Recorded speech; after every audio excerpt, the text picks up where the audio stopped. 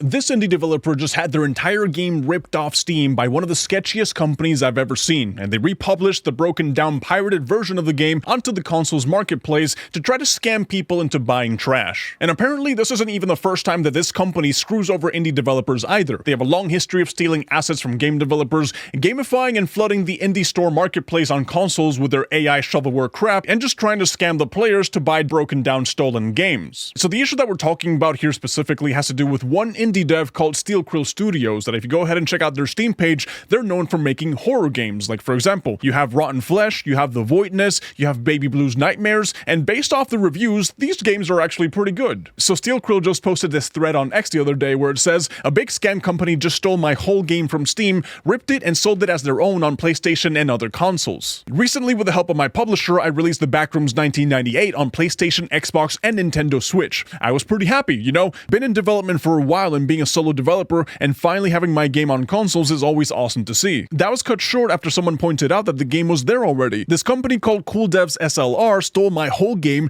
ripped it, pasted a bad AI crap as cover, literally made a bad version of it, and just published it on consoles and sold it themselves." So here's some screenshots of how the actual real Backrooms 1998 looks compared to the fake copy. You can see that apart from like a few filters and like aesthetic choices, the game looks exactly the same. And if you go based off the gameplay footage, you can see that they have the exact same mannequins in the exact same spot, same chairs, you know, same vibe and aesthetics, even the same gameplay, you know? You don't have to be a game developer to know that this is just a ripped off game. So how exactly did they steal it? It says here that they stole the whole game by using some program and decompiled the whole assets alongside the music, sounds, voice lines from the voice actor I hired, and everything else. They only changed the monster and the picture on the frame and put it up for sale on consoles. And honestly speaking, I didn't even think this sort of thing was possible outside of platforms like Roblox, for example, because sometimes when you go to Roblox, you look for one popular game and then suddenly you find that yes, you have that game, but it's just surrounded by like 50 different copies of the exact same game that have just been ripped off and re-uploaded into the platform. So I knew that this whole situation is something that's prevalent and happens a lot in Roblox. I didn't know it happens so often on Steam though. But let's go ahead and talk about the scumbag company that's behind all of this, or I guess I should say the companies, since it's not really like one person or one company,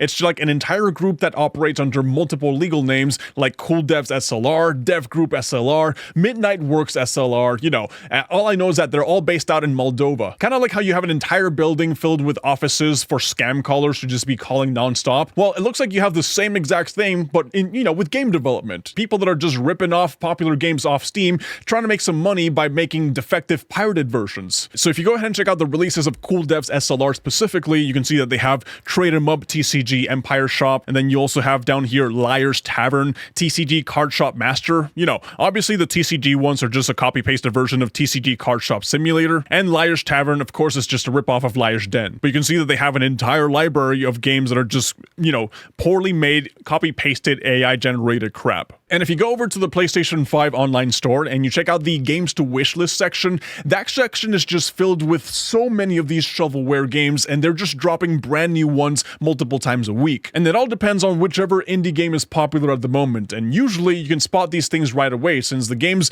are always a knockoff of a pre-existing game, their cover art always uses some sort of AI-generated slop, and even though they might be registered on the store as different companies, well, if you look for the games on other platforms like Steam, for example, usually they'll be under the same company name. And unfortunately, when you see this sort of thing happening and PlayStation not really doing anything to address it, well, you have this one section that could be used for smaller indie legitimate companies trying to, like, you know, make their game stand out. It just makes the entire thing unusable because all you see here is just shovelware crap. So the way that they were gamifying the PlayStation storefront was using an exploit on the upcoming games to wishlist section, where this is exactly how it works. There used to be an exploit where there are 20 slots on the main dashboard to show upcoming games. This studio figured out that the games shown were the ones being released furthest out, but less than a full year in the future. What they did was crank out 20 crappy asset flips and fudge the dates on them so they would all appear to be coming out in 364 days. This way, the main dashboard would show all of their games and pretty much no real ones. They would even keep changing the dates to make sure their games stayed 364 days out. PlayStation then had to fix this exploit and change how the recommendation systems worked because of this publisher specifically, and even then, they still found a way to gamify the system even more. more, because then it says that they found a new exploit that said Sony reversed the order in which games are displayed so that the games coming out, the 20 games coming out the soonest, will be displayed on the main dashboard instead of the 20 coming out closest to a year out. This was obviously in response to Midnight Works SLR's reputation. How did Midnight Works SLR respond? They changed all the dates on their games to make it look like they're about to come out so they could still be the only ones displayed. This not only prevents all real games from getting displayed, but it's deceptive to gamers since they aren't really releasing those games on those dates. I've been watching and they keep moving the release dates forward on their games so that they're always about to come out. This is extremely deceptive to gamers and completely screws over every other real developer on the platform. So I went down a little rabbit hole after we talked about this on stream, and I found the official documents for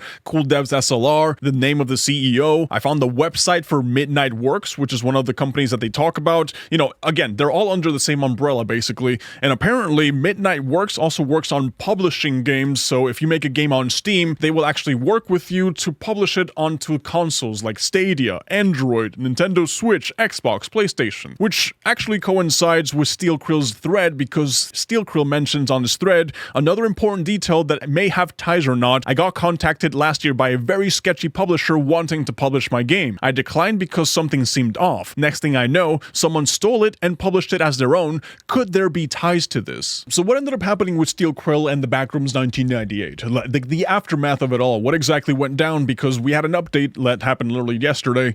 Well, it looks like the game was removed from all the marketplaces. The fake one, you know, not the official Backrooms 1998. No, the fake Backrooms Horror Escape was removed at the request of SteelKrill, and it looks like the fake devs of the stolen game basically made contact with them yesterday and said that it was a mistake and they removed it from the store. And I just find this comment to just perfectly encapsulate the whole situation. Sorry, I slipped and copied your game by mistake and submitted it to Nintendo afterwards. You know, the usual. Yeah, stole the source code, uploaded the whole copyrighted game to all platforms, passed QA, and mind you, added trophies to their stolen game, all by a small mistake. Whoops, my bad, I didn't mean to do that, but you know, it kind of just happened. And unfortunately, I don't really think this is going to stop this company from continuing to do this. They'll probably stop doing it to SteelKrill's games specifically, but they're just going to go ahead and keep doing it to other people, and if their company gets shut down, well, like I mentioned, they have so many different names that they operate under, it's really hard to crack down on this sort of like behavior. It's really disgusting at the end of the day, you know? Sometimes I see people literally take my videos from YouTube, re-upload them, steal the thumbnail, literally a one-for-one copy. I see that happening and I'm just like,